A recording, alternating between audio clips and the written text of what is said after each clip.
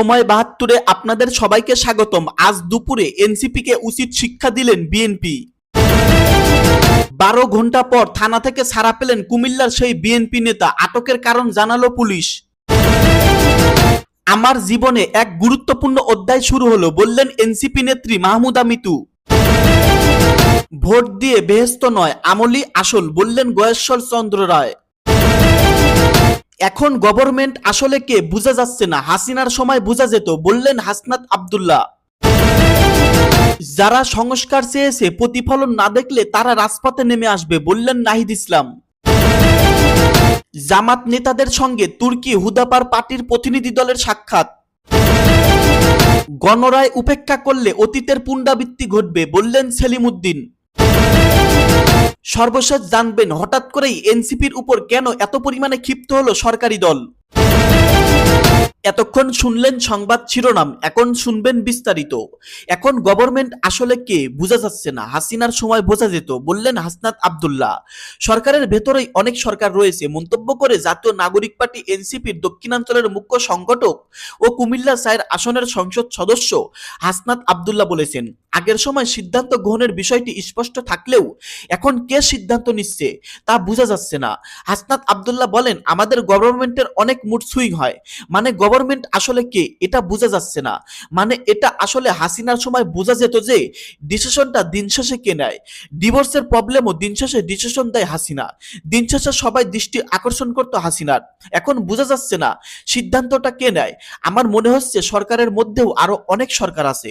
সরকারের কাছে মানুষের যে আকাঙ্ক্ষা তৈরি হয়েছিল, রাষ্ট্রের যে আকাঙ্ক্ষা তৈরি হয়েছিল, সেই জায়গা থেকে সরকার অনেক দূরে সরে যাচ্ছে, অভিযোগ করে তিনি বলেন, ওই দিন জনাব সালাউদ্দিন সাহেব স্বীকার করলেন, আমরা আসলে তখন যা বলা হয়েছে এরকম ভাবে সংস্কার ও নির্বাচন হওয়ার জন্য সেটা মেনে নিয়েছি, শুধুমাত্র নির্বাচন যেন হয়ে যায় সেই কারণে আমরা মেনে নিয়েছি। এটা সরকারের একটা দুর্বলতা, এটা এক ধরনের ভণ্ডামি। মানে উনি সংসদের মধ্যে দাঁড়িয়ে উনার ভণ্ডামি, উনার হিপোক্রেসি জাতির সামনে প্রকাশ করেছেন।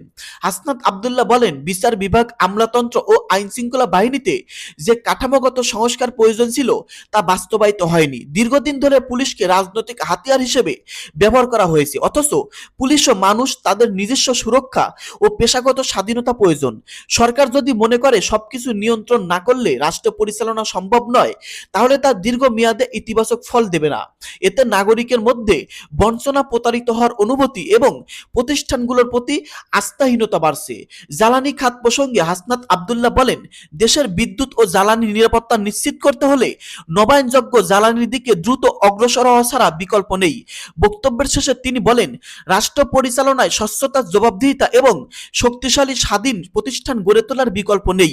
জনগণের যে আকাঙ্ক্ষা থেকে পরিবর্তনের আশা তৈরি হয়েছিল তা পূরণ করতে হলে প্রকৃত অর্থে সংস্কার বাস্তবায়ন করতেই হবে। ১২ ঘন্টা পর থানা থেকে ছাড়া পেলেন কুমিল্লার সেই বিএনপি নেতা। আটকের কারণ জানালো পুলিশ। আটকের ১২ ঘন্টা পর থানা থেকে ছাড়া পেলেন কুমিল্লার আদর্শ সদর উপজেলার বিএনপির সভাপতি রেজাউল কাইয়ুম। গতকাল রোববার দুপুর ১২টার দিকে তাকে আটক করে পুলিশ। এরপর নানা নাটকীয়তার শেষে এদিন দিবাগত রাত ১২টার দিকে উপজেলা বিএনপির সাধারণ সম্পাদক সহ অন্য নেতাদের জিম্মায় তাকে ছেড়ে দেওয়া হয়। ঘটনার পর থেকে পুলিশ রেজাউল কাইয়ুমকে আটকের বিষয়টি নিশ্চিত করলেও ঠিক কী কারণে তাকে আটক করা হয়েছে সেটা জানাতে গড়িমসি করে। তবে ওই বিএনপি নেতাকে ছাড়ার পর পুলিশ জানিয়েছে তার বিরুদ্ধে কুমিল্লার অন্যতম বৃহৎ ও ব্যস্ততম শাসনগাছা বাস টার্মিনাল কেন্দ্রিক চাঁদাবাজি নিয়ন্ত্রণের অভিযোগ ছিল। সেই অভিযোগের পরিপ্রেক্ষিতে জিজ্ঞাসাবাদের জন্য তাকে আটক করা হয়। পুলিশের দাবি, দীর্ঘ সময় জিজ্ঞাসাবাদে ঘটনার সত্যতা না পাওয়ায় রেজাউলকে ছেড়ে দেওয়া হয়েছে। এর আগে গতকাল দুপুর ১২টার দিকে কুমিল্লা শহরের শাসনগাছা এলাকার বাসা থেকে রেজাউল কাইয়ুমকে আটক করেন কোতোয়ালি মডেল থানা ও জেলা বিএ পুলিশের গোয়েন্দা শাখার ডিবি সদস্যরা। পরে তাকে কুমিল্লা কোতোয়ালি থানায় নেওয়া হয়। রেজাউল কাইয়ুমকে আটকের প্রতিবাদ ও মুক্তির দাবিতে বিএনপির নেতাকর্মী ও তার সমর্থকদের কুমিল্লা কোতোয়ালি মডেল থানার সামনে অবস্থান নেন। দুপুর থেকে রেজাউল কাইয়ুমকে ছাড়ার পর পর্যন্ত থানার প্রধান ফটকের সামনে কয়েকশো নেতাকর্মী ছিলেন। রেজাউল মুক্তির দাবিতে তারা বিভিন্ন স্লোগানও দিয়েছিলেন। রাতে কুমিল্লা কোতোয়ালি মডেল থানা থেকে ছাড়া পেয়ে রেজাউল কাইয়ুম দাবি করেন, তার বিরুদ্ধে একটি মহল বড় ধরনের ষড়যন্ত্র করেছে। সবাইকে উদ্দেশ্য করে তিনি বলেন, আমাকে নিয়ে বড় ধরনের ষড়যন্ত্র হয়েছিল। অবশেষে সেটি মিথ্যা প্রমাণিত হয়েছে। ভিত্তিহীন অভিযোগ আমাকে আটক করা হয়েছিল। আমার বিরুদ্ধে যেসব অভিযোগ আনা হয় তার বিন্দুমাত্র সত্যতা নেই। আমি আমাদের নেতাকর্মী সহ সরকারের প্রতি ধন্যবাদ জানাচ্ছি। দিনভর আমার জন্য যারা কষ্ট করেছেন সকলের প্রতি কৃতজ্ঞতা জানাচ্ছি।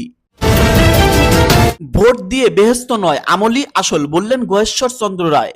বিএনপির স্থায়ী কমিটির সদস্য ও ঢাকা ৩ আসনের সরকারি দলের সংসদ সদস্য গয়েশ্বর চন্দ্র রায় বলেছেন, ভোট দিয়ে বেহেস্ত লাভ করা যায় না, আমলি আসল। তিনি বলেন, শহীদ রাষ্ট্রপতি জিয়াউর রহমান ছিলেন একজন সাধারণ জীবনযাপনে অভ্যস্ত নেতা, যিনি সারা জীবন জনগণের জন্য কাজ করেছেন এবং নিজের বা পরিবারের জন্য কিছুই রেখে যাননি। তার সেই আদর্শের ধারাবাহিকতা বজায় রেখেছেন বিএনপির চেয়ারপারসন বেগম খালেদা জিয়া, যিনি দেশকে মানুষকে ভালোবেসে আপসীর নেতৃত্ব দিয়েছেন। এর আগে তিনি আজিমপুর কবরস্থানে পিন্টুর কবরে পুষ্পস্তবক অপর্তন ও মোনাজাত অংশ নেন। গয়েশ্বর চন্দ্র রায় বলেন, জিয়াউর রহমানের জানাজায় লাখো মানুষের উপস্থিত ছিল এবং তার শাহাদাতের সময় বৃষ্টি হয়েছিল। একইভাবে খালেদা জিয়ার জানাজার দিনও বৃষ্টি হয়েছে উল্লেখ করে তিনি বলেন, যারা জনগণের জন্য কাজ করেন তাদের বিদায়ের সময় বৃষ্টি আল্লাহর পক্ষ থেকে এক ধরনের শুভ বার্তা বহন করে এবং তা আত্মার শান্তির প্রতীক। তিনি শহীদ নাসিরউদ্দিন আহমেদ পিন্টুকে একজন নিবেদিত প্রাণকর্মী হিসেবে স্মরণ করে বলেন, পিন্টু শুধু একজন নেতা ছিলেন না, তিনি কর্মীদের প্রতি আন্তরিক ছিলেন এবং সবার খোঁজখবর রাখতেন।